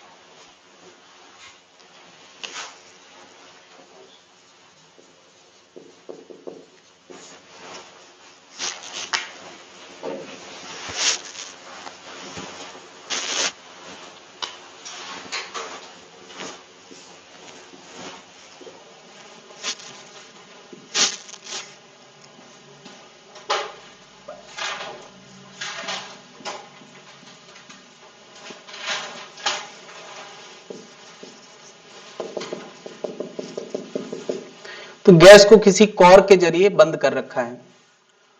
अगर हम इस कंटेनर का प्रेशर जानना चाहते हैं तो हमें इस कॉर्क को हटाना पड़ेगा, और कॉर्क हटा के एक ट्यूब फिट करना पड़ेगी, और इसी ट्यूब का नाम क्या है, मैनोमीटर। इस ट्यूब के अंदर कोई हाई डेंसिटी लिक्विड होगा, आमतौर पे मरकरी कह सकते हैं। यानी ट्यूब को लगाने से पहले ये जैसे ही हटाएंगे तुरंत लगा देंगे तो इसकी लिक्विड का कॉलम थोड़ा नीचे जाएगा, ये सब गैस है, और उसके ठीक नीचे क्या आ गया, लिक्विड, और इधर का लिक्विड लेवल कुछ ऊंचाई पे रुक जाएगा जाके। ठीक है, अब कितनी ऊंचाई पे रुका है वो हमें निशान देख के पता चल जाएगा। क्या इस ए और बी दो पॉइंट के बीच में लिक्विड कंटिन्यूटी में है कि नहीं? हम यहां क्या लगा सकते हैं, पी ए बराबर पी बी। अच्छा, ए का प्रेशर देने वाला कौन है, गैस, तो ये पी गैस हो गया नहीं, और बी का प्रेशर देने वाला कौन है, P not plus row ji H. ये रो आमतौर पे मरकरी होगा। क्या हमें रो नजर आ रहा है, रो पता है, जी पता है, और एच हमें नजर आ रहा है। और अगर एच नजर आ रहा है, एटमॉस्फेयर प्रेशर पता है, तो हम बता सकते हैं गैस इस समय किस प्रेशर पे है। गैस का प्रेशर बताने के लिए ये अरेंजमेंट है, to measure the pressure of gas container. Gas का प्रेशर बताने के लिए ये फॉर्मूला है। अच्छा, इसमें एक नाम आता है गेज प्रेशर, गॉस प्रेशर करके बोलते हैं।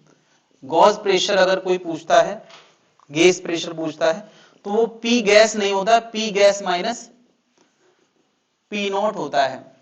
उसमें फिर एटमॉस्फेयर प्रेशर घटा के जो आंसर निकलेगा वो गैस प्रेशर है। कई बार क्या होता है कि वो गैस के प्रेशर एटमॉस्फेयर से कितना एक्स्ट्रा है बस वो जानना चाहते हैं, pressure extra than atmosphere pressure, atmosphere के प्रेशर से कितना एक्स्ट्रा है बस वो। क्योंकि इस कंटेनर में अगर कोई गैस भरी है एटमॉस्फेयर के इफेक्ट में, तो वो गैस प्रेशर एक हल्का सा कॉर्क लगा दो तो वो उतनी टिकी रहेगी, बेसिकली वो कोई प्रेशर नहीं डालेगी। हल्का सा कॉर्क लगा दो तो कभी ओपन नहीं करेगा, जब एक्स्ट्रा प्रेशर होगा तभी उसके अंदर दबाव आएगा। तो कभी कभी इस प्रेशर पे इंटरेस्टेड होते हैं, कभी कभी टोटल प्रेशर पे इंटरेस्टेड होते हैं। ये निकालने का फॉर्मूला है।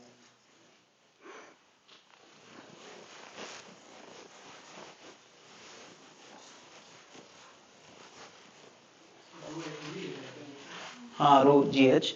अभी हमने पढ़ा ना कि ये कॉलम बी पॉइंट पे कितना प्रेशर डालेगा, P not plus row ji H, अभी तो पढ़ा है हम लोगों ने।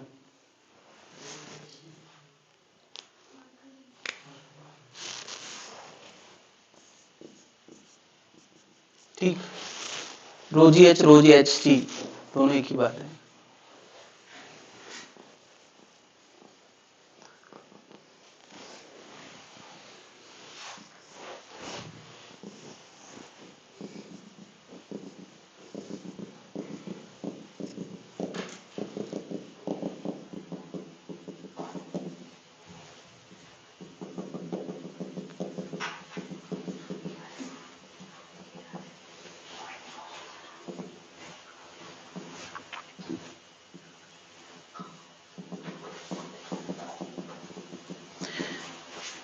बैरोमीटर की हम लोग कभी प्रोसेस पढ़ा करते थे बचपन में कि एक मरकरी से भरे हुए कंटेनर में एक मरकरी से भरी हुई ट्यूब को ऐसे उंगली से दबा के इस बात का ध्यान रखते हुए अंदर ले जाते हैं कि उसमें बबल ट्रैप ना हो पाए। तो हम यार इस ट्यूब की ओपनिंग को अंगूठे से बंद करके और बंदी हालत में पलट देंगे और अपनी उंगली अंदर जाके हटाएंगे। बाहर क्यों नहीं हटाएंगे? क्योंकि अगर बाहर हटाएंगे तो उसके अंदर एयर ट्रैप हो जाएगी। अब अंदर हटाने के बाद उसको हम जब पलट के रखते हैं तो मरकरी कुछ नीचे आ जाता है, मगर पूरा नीचे नहीं आता है। पूरा नीचे ना आने की वजह है कि यहां पर हमने किसी भी स्टेज पे हवा ट्रैप होने का कोई गुंजाइश नहीं रखा है। भाई हमने बंद हालत में ही यहां से हाथ हटाया तो लिक्विड नीचे आ रहा होगा, तो यहां पर कहीं से भी गैस इकट्ठा नहीं हो पाई, तो यहां क्या क्रिएट हो गया? वैक्यूम क्रिएट हो गया। उसको टेरिसेली वैक्यूम बोलते हैं, उससे नाम से कोई लेना नहीं। यहां एक वैक्यूम क्रिएट हो गया है। तो मुझे बताओ, अगर यहां एटमॉस्फेयर प्रेशर अवेलेबल होता तो दोनों का लेवल सेम होता। बात क्लियर है? इस ए रीजन पे और बी रीजन पे, बी रीजन का प्रेशर कौन तय करेगा? एटमॉस्फेयर। और ए रीजन का प्रेशर ये एच हाइट का कॉलम तय करेगा। तो क्या पता यार पीबी बराबर पीए मैं लगा रहा हूं और ए का प्रेशर होगा 0 प्लस रो मरकरी जी एच। 0 क्यों? क्योंकि यहां कोई प्रेशर है ही नहीं है, तो 0 प्लस। तो क्या बी का प्रेशर मतलब मैं कहां का? एटमॉस्फेयर का प्रेशर निकालने का ये फॉर्मूला बन गया। तो तुम कहोगे सर एटमॉस्फेयर प्रेशर तो आप पहले से जानते हो, क्यों निकाल रहे हैं? क्योंकि हर जगह एटमॉस्फेयर का प्रेशर एक जैसा थोड़ी होता है। अभी पहाड़ों में जाओगे अलग प्रेशर है, एरोप्लेन के अंदर बैठोगे अलग प्रेशर है, नीचे जमीनी वाले इलाके में अलग प्रेशर है। तो भाई एटमॉस्फेयर प्रेशर नॉर्मली 10⁵ पास्कल होता है ना? 1,01,000 न्यूटन पर मीटर स्क्वायर होता है, लेकिन कहीं 1,00,000 कहीं 90,900, थोड़ा बहुत अंतर तो हो ही सकता है। तो सही मेजरमेंट करना चाहते हो तो तुम्हें ये हाइट पे नजर रखना पड़ेगी। ये हाइट बदलेगा तो प्रेशर भी बदलेगा। तो जिस प्रेशर की अभी मैं बात कर रहा था नॉर्मली, पता है नॉर्मली एटमॉस्फेयर प्रेशर हम कितना ले लेते हैं? 10 की पावर 1.01 इंटू 10 की पावर 5। और मरकरी कितना होता है? जी कितना होता है? 9.8। तब जो हाइट का आंसर आता है ये आता है 0.76 मीटर, या इसको हम कितना लिख सकते हैं? 760 सेंटीमीटर। यहां सॉरी 76 सेंटीमीटर, या इसको हम क्या ले सकते हैं? 760 mm ऑफ Hg। यस, कहीं अगर ऐसा लिखने को मिले 760 mm ऑफ Hg, तो इसका मतलब मरकरी का कॉलम इस समय इस लेवल से कितने सेंटीमीटर चढ़ा हुआ है? ये पूरी ऊंचाई 76 सेंटीमीटर चढ़ा हुआ है। यानी यार प्रेशर कभी सेंटीमीटर में लिख दे या मीटर में लिख दे, तुम ये ना समझना कि वो प्रेशर दिया है। कई बार लिख देते हैं यार इतने mm ऑफ Hg या इतने सेंटीमीटर ऑफ Hg। तो क्या सेंटीमीटर में कोई प्रेशर मेजर कर सकता है क्या? प्रेशर की यूनिट सही माने में क्या होती है, न्यूटन पर मीटर स्क्वायर या पास्कल, उसी को बोलते हैं। तो फिर ये क्या है, 2 सेंटीमीटर प्रेशर है इस समय। अगर कोई कहते 2 सेंटीमीटर प्रेशर है तो क्या कहना चाह रहा है कि 2 सेंटीमीटर का मरकरी कॉलम जितना प्रेशर बनाता है उतना प्रेशर है। तो फिर तुम प्रेशर कैसे लाओगे, तुम हाइट की जगह 2 × 10⁻⁻2 रखोगे, रोजी करोगे, तब सही माने में प्रेशर आएगा। क्या जनता समझ पा रही है प्रेशर ऑफ Hg का क्या मतलब है?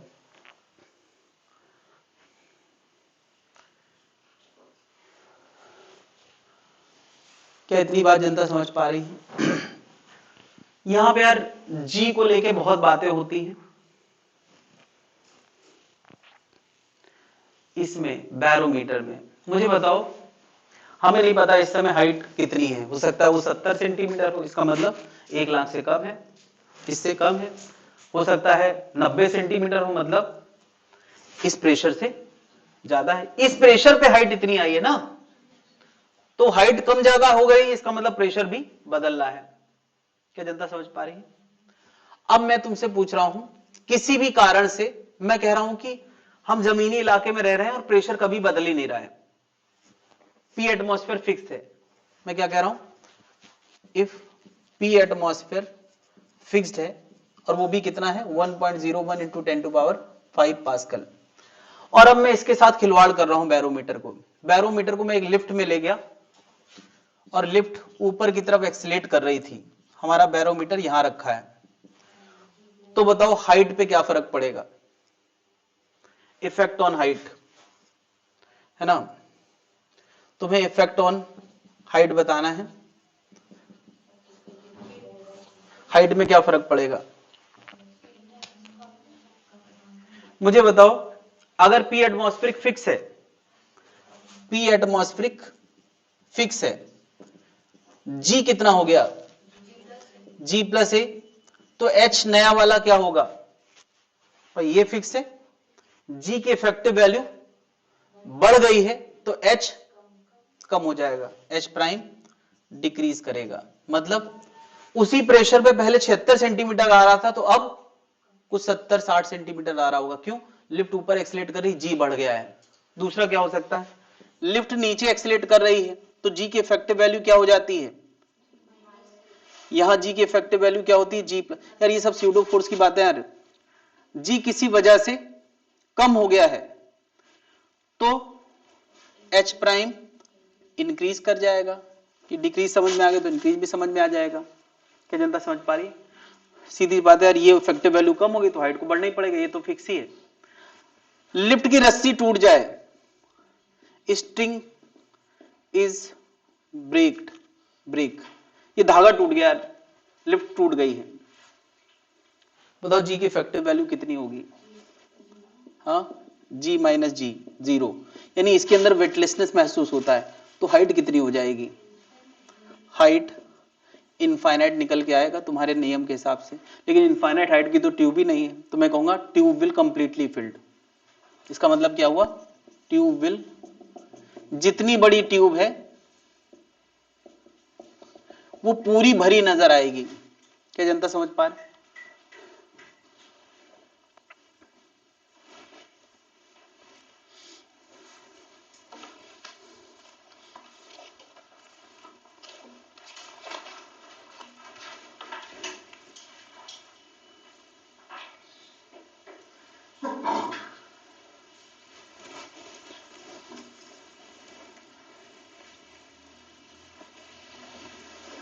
अच्छा, ये जो सारी बातें मैं जी के लेके कर रहा हूं वहां, क्या वो बातें यहां भी हो सकती हैं?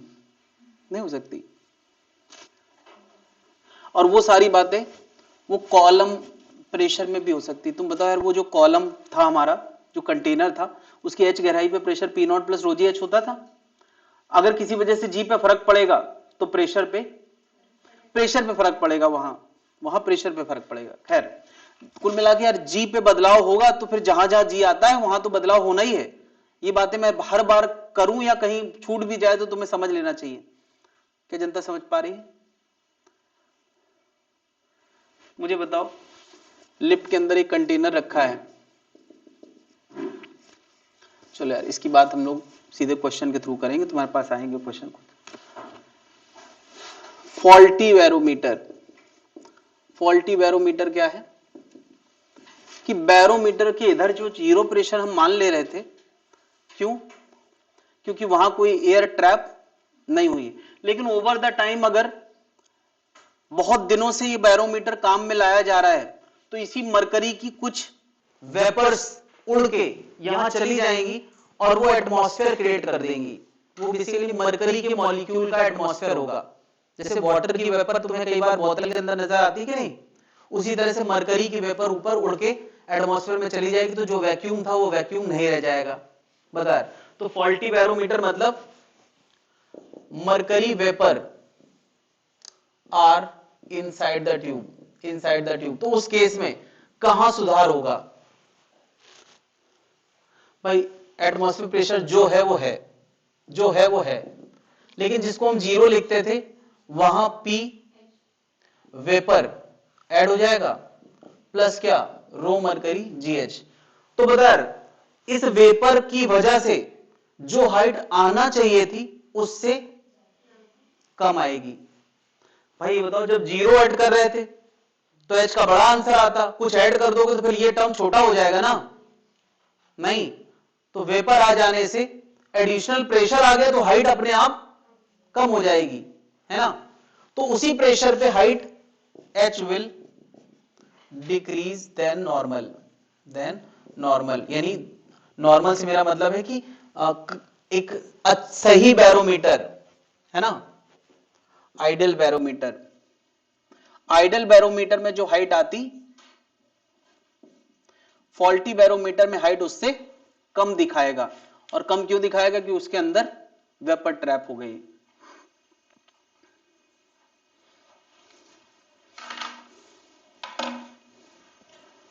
दिखाना जरा असाइनमेंट।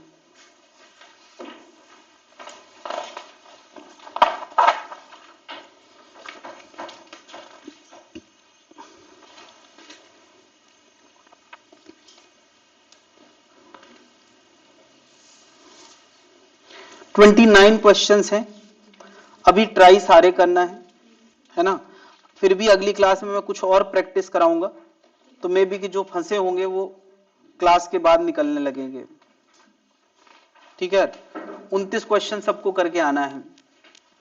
ठीक है, आर्किमिडीज दिया नहीं है